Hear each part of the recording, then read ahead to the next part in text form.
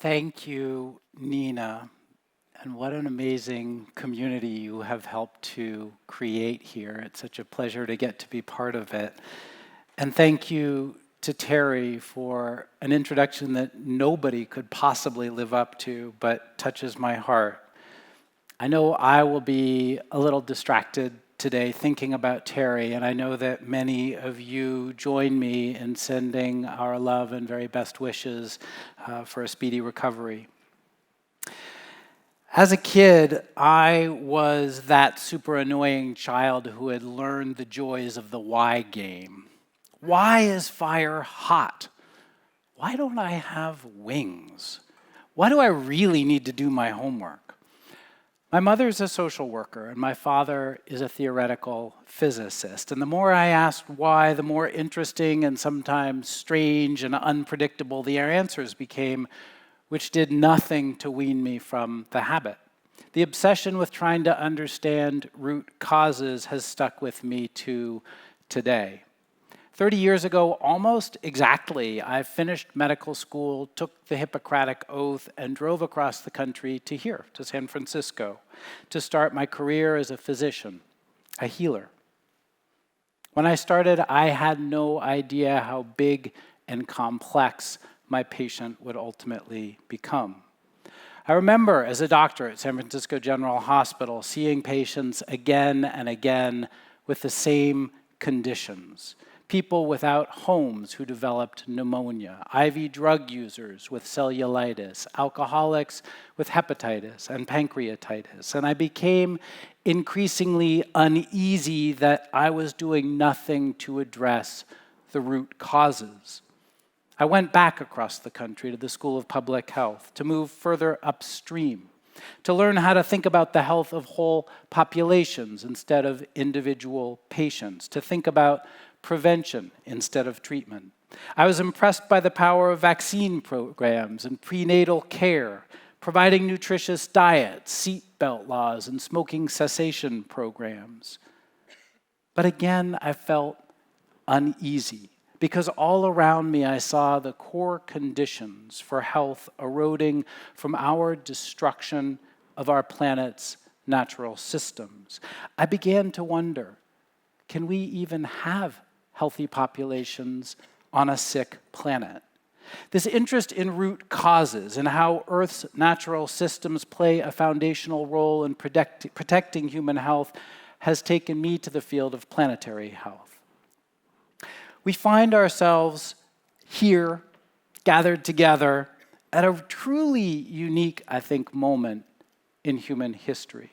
By most metrics, there has never been a better time to be a human being. The past 75 years have seen extraordinary improvements in most measures of human development. Since 1950, the percent of adults who could read and write globally has risen from 42% to 86%. The percent of the global population living in extreme poverty has dropped from 62% to 10%, despite a nearly tripling in the human population. Life expectancy has risen from 46 years to 72 years, and child mortality has fallen by a factor of 4. But the same truly extraordinary scientific and technological developments that have fueled almost unimaginable improvements in global human development in really just one person's lifetime, coupled perhaps with a strain of human exceptionalism that allows us to believe that we are separate from the rest of nature, are driving a massive ballooning of our ecological footprint and degradation of most of our natural systems.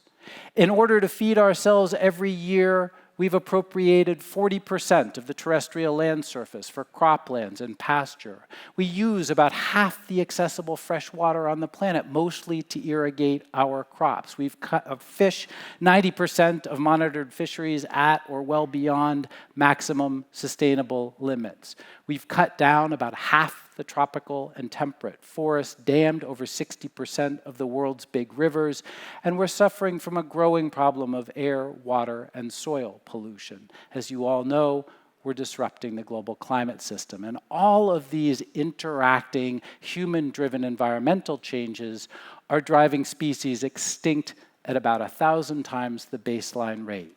The population sizes of mammals, birds, reptiles, amphibians, and fishes that share the planet with us has dropped by over 2/3 since 1970.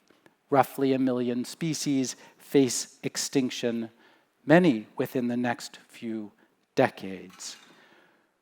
These are deeply upsetting trends, a chronicling of an unparalleled assault on nature. And while many of these trends will be familiar to you, what may be less familiar is what they mean for human health.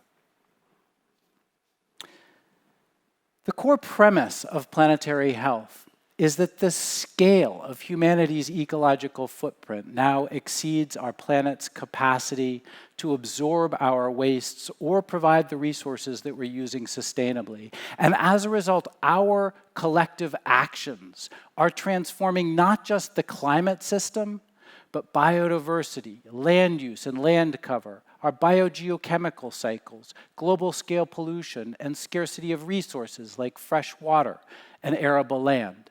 And all of these large-scale, human-driven environmental changes are interacting with each other in complex ways that we're just starting to understand to affect the core foundational qualities for human health. The quality of air we breathe, the quality and quantity of food that we can produce, water quality, our exposure to infectious diseases, our exposure to extreme weather events, even the habitability of some of the places that we live. And as a result, we are seeing impacts across every dimension of human health, from nutrition to infectious diseases, to the non-communicable diseases, to population displacement and conflict, to mental health. Just as we have come to understand over the last few decades that there are important social and cultural and political determinants of human health, we're now coming to understand that there are critical ecological determinants, that indeed our health is nested in a set of biophysical conditions, and that we are now transforming those conditions at the fastest rate in the history of our species. So, how do we connect the dots between those biophysical changes and the health of whole populations? Let me give you just a couple of quick examples from my own research. The first example is our work to explore the direct effect of carbon dioxide concentrations on the global food supply.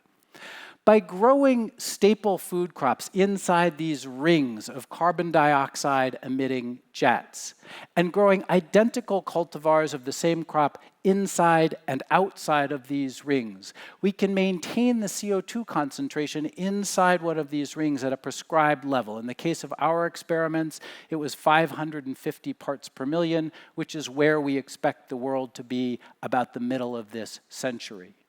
Using this type of what's called FACE, or free air carbon dioxide enrichment methodology, we can isolate the effect of CO2 on the plants themselves, where they're all experiencing the same open field conditions, the same weather, the same soil types, the same exposure to pests and pathogens. The only difference is the CO2 concentration.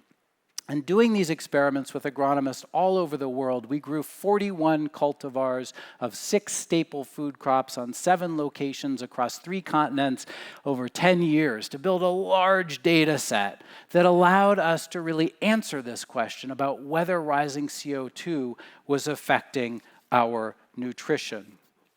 What we found was that indeed there's a very significant impact of rising CO2 on crop nutrients, particularly nutrients like iron and zinc and protein, which are extremely important sort of foundational nutrients for human health.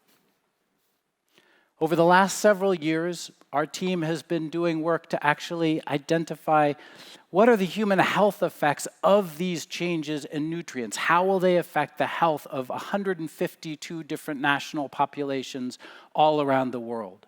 And what we've found is that the direct effect of carbon dioxide on the crops that we consume is likely to push between 150 and 200 million people around the world into new risk of iron and zinc and protein deficiency, in addition to exacerbating the existing deficiencies in about 1 billion people. So these are very large global health effects.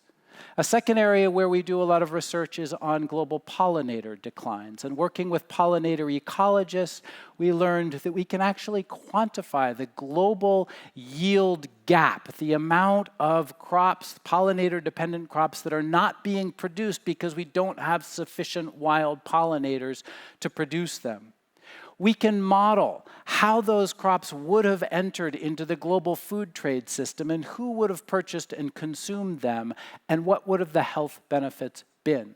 And it turns out that several pollinator-dependent crop types are extremely important in protecting us from certain kinds of diseases. In particular, fruits, vegetables, nuts and seeds, and legumes all help to protect us from things like heart disease, strokes, certain cancers, and diabetes. And what we found when we modeled the effect of insufficient wild pollinators is that we're seeing about 500,000 excess deaths every year because we don't have enough pollinators around to optimize the yields of the crops that would protect us from those diseases. We also found in a series of case study countries that we looked at, like Nigeria and Honduras and Nepal, that between 12 and 30% of the economic harvest for the entire country was lost because of insufficient pollinators, and that represents a very significant share of the total GDP of some of those countries. So there's significant economic costs of not having those pollinators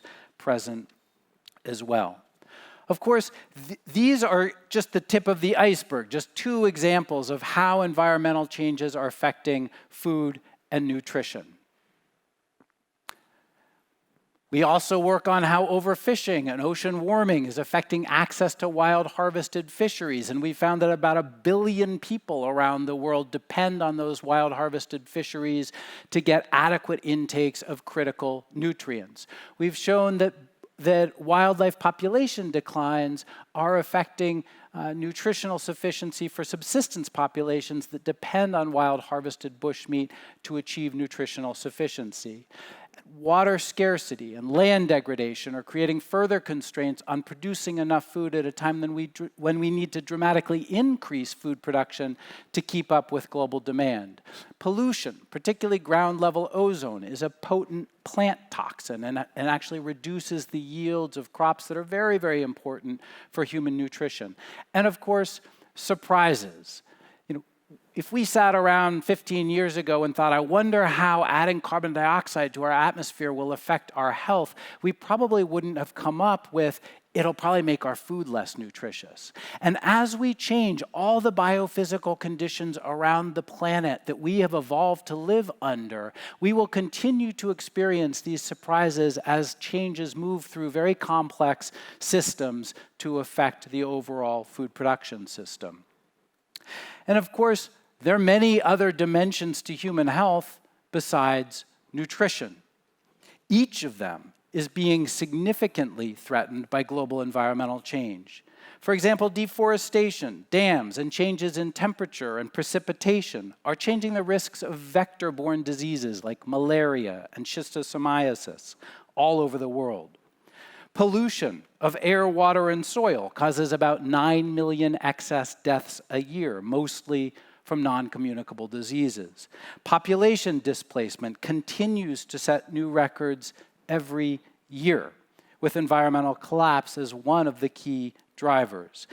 And ecological grief and eco-anxiety are contributing significantly to a mental health pandemic, especially impacting indigenous communities in the Arctic and low-lying island communities. But as we all know in this audience, ecological grief is all around us. In fact, we've written a whole book in which the first half of the book explores the many different ways that human-caused biophysical changes are threatening each dimension of health. Happily, the second half of the book is all about the very rich terrain of solutions. So fundamentally, planetary health science is revealing that we can no longer effectively safeguard human health and well-being into the future without stabilizing and regenerating our planet's natural life support systems. But if that is our diagnosis, what's the treatment? Again, we need to move further upstream and think about root causes. Our house is on fire. We can't continue on our current trajectory without undoing the health and development gains we've seen over the past century and threatening the future of humanity and indeed all life on Earth. We have to find a different path. To stabilize natural systems and safeguard a livable future will require deep, rapid structural shifts in how we live in order to dramatically reduce our total collective ecological footprint, a shift that some call the Great Transition or the Great Turning. This great transition has many different elements. There are clearly enormous opportunities for innovation and technology across the energy system, the food system, the circular economy, the built environment, all of which can decrease our ecological footprint while we're meeting our needs. There are huge opportunities to think about finance and investment sectors and think about how we create principles for lending and investing that are consistent with a livable future for humanity. Enlightened policy is actually starting to crop up in many places around the world, particularly in Europe with the European Green New Deal, and in cities where municipalities are coming up with new approaches to thinking about governance and policy. But I think innovation and technology and policy may not be enough. One of the things I've been thinking about a lot recently is that under the ecological crisis and the global health crisis that it is precipitating, we're dealing also with a spiritual crisis. How did it become okay to treat our oceans and our atmosphere as gigantic garbage dumps? How do we sit passively by as our collective actions wipe entire species off the face of the earth? When did the awe and reverence that so many of us feel toward the natural world lose their agency in guiding our decisions? As I think about root causes, increasingly I think that we have a crisis of narrative. We've told ourselves a story of human exceptionalism, of extraction and domination. I think we need new stories about our relationship with nature and with each other. Stories of interdependence, regeneration, and renaissance. These questions of the spiritual dimension of the moment we're in and the role of narrative are what the Constellation Project is all about that Terry and I were going to be speaking about this afternoon.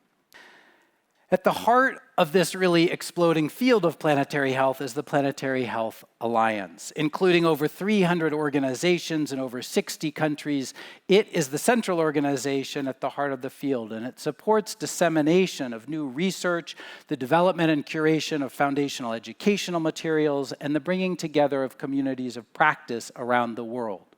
It also helps to mainstream the field's new insights and frameworks into the domains of policy making, the private sector, and the public. And we're seeing huge uptake, as Terry mentioned in her introduction, in all of these areas over the past year. Finally, we focus on mobilizing the global health and human development communities to carry the message that the Earth crisis represents an urgent humanitarian crisis, and to build activated global constituencies committed to rapid structural shifts in how we live in order to reduce our ecological footprint and secure a livable future for humanity and the rest of life on Earth. While most of us in this room are already convinced that we need to address the Earth crisis with urgency, For its own sake, the planetary health field brings a powerful set of evidence-based arguments to bear that we also need to address the Earth crisis if we want to have a livable future for humanity. Hopefully, this brings a much broader constituency and additional urgency to protecting nature, to protect ourselves. For now, I invite all of you to join us at the Planetary Health Alliance to learn more about the field and to participate in our community. Thank you so much.